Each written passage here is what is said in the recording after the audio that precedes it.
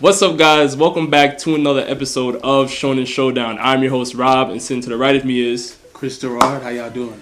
And today we're going to be talking about the top 3 most powerful characters alive in One Piece. So make sure you guys stick around.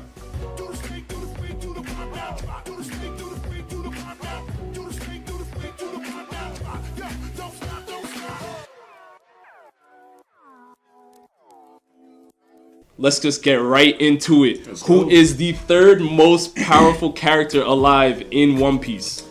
All right, for my number 3, I have the man behind the lineage, the father of the protagonist himself. I got Monkey D. Dragon at number 3 on the list, most powerful.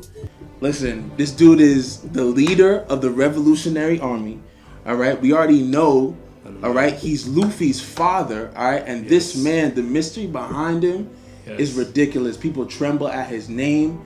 All right, we saw him back in Lobetown when he came in with Smoker there. Smoker didn't want no smoke with Dragon. He wanted no smoke at all. This man, all right, Will of D, like, he is the most wanted person by the government. Exactly. That says something. Exactly. That says something. They know this man, despite the Yonko, despite anybody else, he's the most wanted man. He's my number 3, Monkey D. Dragon. What you got? You know, it's actually crazy that you said that. I'm actually shocked that, you know, you have Dragon. Because I also have Monkey D. Dragon at number 3 as the third most powerful alive. Now, let me tell you guys something. A lot of you guys are probably going to try to make a case for Blackbeard and all types of stuff like that. And I'm not going to do that. Because even though Blackbeard took down Baltigo, that news that broke out, it was just a little shaky to me. I don't really think Dragon was there. I don't think Sabo was there. I think the Revolutionary Army was actually preparing for the Reverie at the time. So I don't even want anyone to use that. Also, let's look at Dragon's resume. Let's look at the people that he has underneath him. You're talking about Sabo, who people may argue is even stronger than Luffy. You have Ivanko. You have Kuma, which... moment of silence. All right, bring it back. All right, so you have Kuma, right? You even have Koala. You have all these strong people underneath him that are warlord level or even higher. So this is a thing where it's just a testament to show how powerful Dragon is, how elite he is. So I gotta go with Dragon. I mean, listen, CP0, right? The Marines. They're most worried about Dragon. Yeah. That speaks volumes. That to me just proves that he's top 3. He has to be top 3. So with that being said, at least we agree on that. But let me go right into my number 2. Go ahead. I'm not gonna waste any more time. People want to hear. Let's go. The second most powerful character alive within One Piece is none other than red-haired Shanks. Wow. He is a complete beast on all accounts. He stopped the Marineford War, as we all know.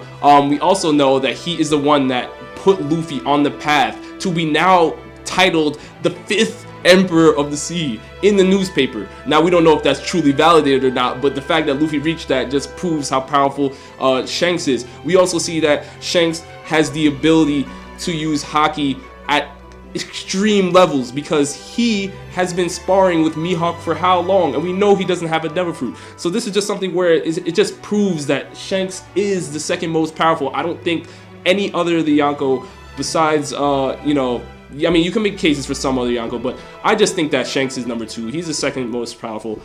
Chris, what do you think? Wow. So, listen, folks, we didn't go over this beforehand.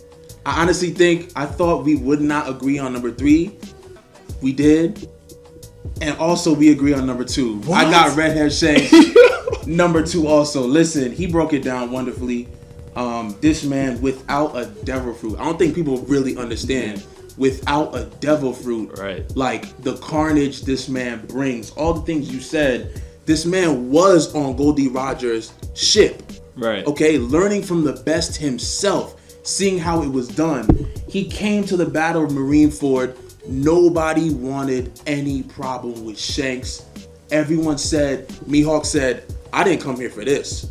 You remember Mihawk said that? He said, I didn't sign up for this. I don't want it. Blackbeard didn't want it. Definitely not. Nobody wants to. This man split the sky, clashing with Whitebeard. Yes. Strictly on a battle of hockey and swordsmanship. That's where his hockey's at. Split the sky. So this man himself, Shanks, is not to be messed with. He is my number 2. And yeah, we agree once again. Wow. All right, this is crazy that we're agreeing right now. This was not planned, guys. We had no idea. Wild. But let's just go straight into number 1, Chris. Who is the most powerful alive in One Piece right now? In One Piece right now, listen, we've agreed this far. I feel like if you don't get this one right, something's wrong. Number 1 gotta be the man himself. Actually, not the man, the beast himself, Kaido. Yes. Wow. This goes without saying. Kaido is beyond what the rest of the humans in One Piece world can even come to compete with. This man, the general of the Beast Pirates, a plus of 500 more artificial zone types under his control. Yes. This man, the mystery and the power behind him, his hobby is literally trying to commit suicide. And he can't do it. He cannot die. And that's just his hobby because he's bored with the rest of the world.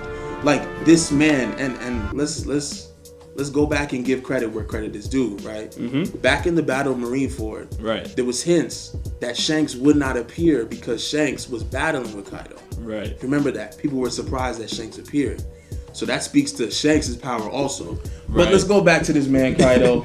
Let's get back into it. The strongest creature in the world. There is not a beast more formidable than him.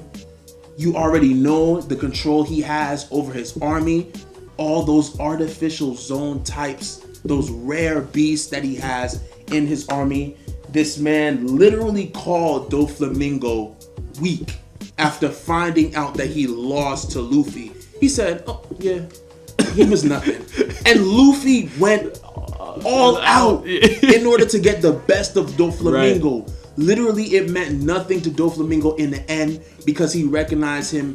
Kaido recognized Doflamingo as weak in the end. Exactly. And that is just, with all Luffy went through. Listen, you're being a little generous. You're being a little generous. And listen, I do agree that Kaido is the number 1 most powerful alive. Yeah, go ahead. Yeah. But why are you tiptoeing around what happened to the Kid Pirates? Listen, I have never, ever, ever seen a supernova pirate ever get destroyed in such a quick, effortless fashion. I mean, you're talking about the whole destruction of a whole. I wanted to have compassion. I just want to have. Listen, I want. Go ahead. We can't find anybody else still. Ahead.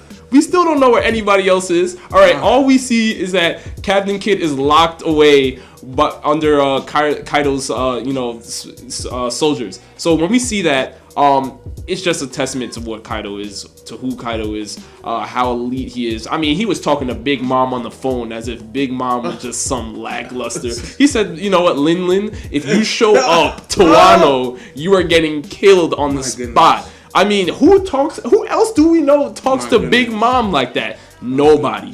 So, with that being said, Kaido is he's the number 1 most powerful. But, Chris, before we end this debate, there's some person I would like to mention. We all know that Oda is one of the best writers we have ever seen within the manga and the anime industry. And he loves to tug at our strings as we've been on this One Piece journey. Right. Me watching One Piece for so long, I have seen the Gorosei basically be the most elite group. They run the entire show. They look over the entire sea. They are the overseers. I when I looked at the Gorosei, I figured, you know what? This is the final boss. There's nobody else that can touch them. Do you know that in the Holy Land, Marijo, there's a empty throne that sits in the Pangaea Castle? this empty throne is basically supposed to represent that nobody in the world is the sole ruler, the sole dictator within One Piece. Yeah.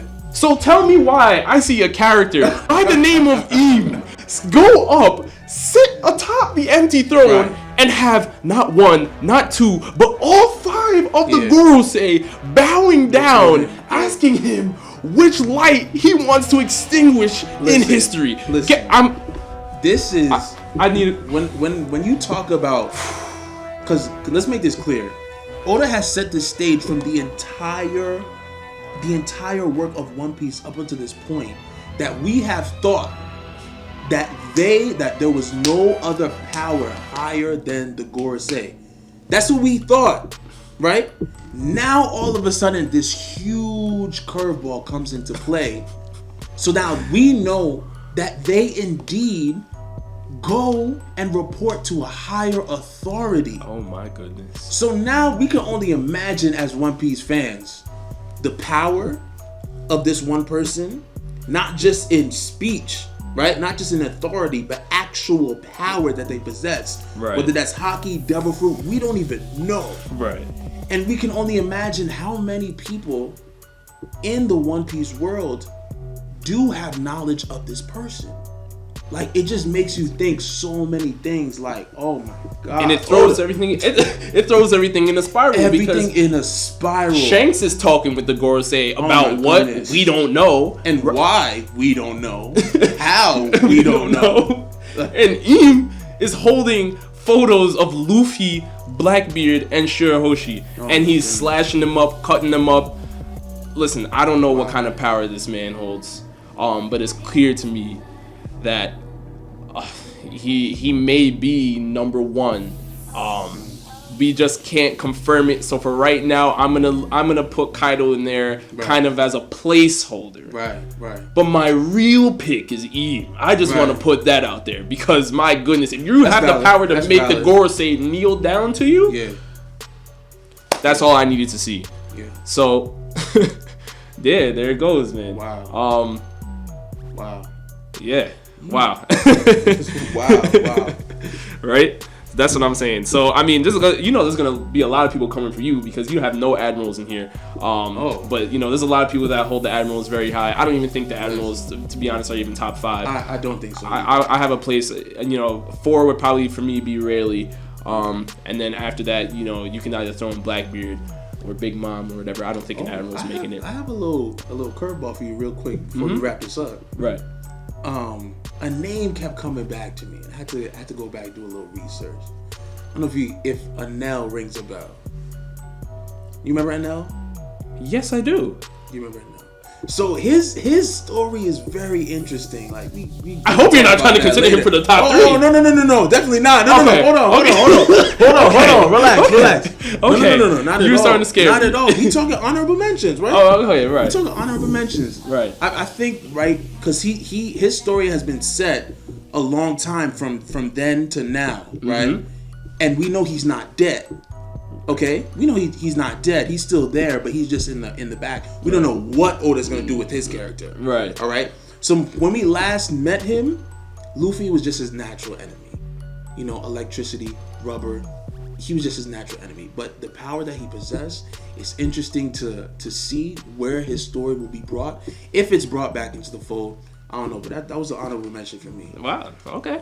All right. I mean, I still don't think he's anywhere near Rayleigh. I don't think even if Oda brings him back, he's touching Rayleigh by any means necessary. But we'll leave it at that. So guys, definitely let us know down in the comment section below if you agree with our top 3 list. If you have anybody else that you think should have been mentioned. If I see any admirals in there, I'm probably just not even gonna read it.